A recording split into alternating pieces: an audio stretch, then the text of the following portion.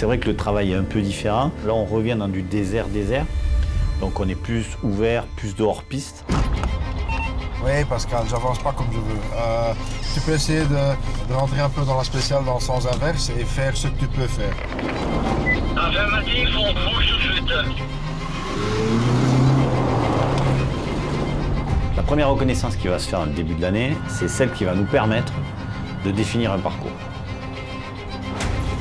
Et là, à partir de septembre, on a ce qu'on appelle la ROCO 2, c'est celle de l'écriture du roadbook.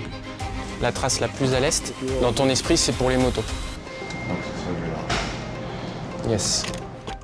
Les personnes qu'on envoie ont la mission d'écrire la feuille de route, le roadbook du Dakar. Waypoint dans 400 mètres. Il faut bien comprendre que le Dakar, le rallye raid, l'esprit, c'est que la piste qu'on va utiliser n'est pas fléchée. Comment on se dirige? On va réaliser un dessin. Alors on va dessiner les pistes tout simplement, les arbres, des maisons. On va donner des indications visuelles. On va avoir une boussole pour pouvoir connaître la direction, donc on va donner beaucoup de caps. C'est ça qui est important aujourd'hui, c'est la clé de tout, c'est la qualité de ce roadbook. La radio satellite, elle fonctionnera qu'au nord. On va être nickel, je pense. Tous les gens qui sont là sont forcément des gens qui ont déjà des Dakar derrière eux, des expériences.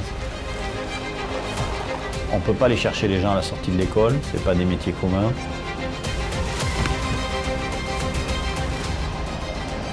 C'est moi qui dessine le parcours sur les images satellites. Je leur confie le travail et c'est eux qui réalisent le travail. Pour nous, c'est important voilà, d'avoir des hommes de qualité.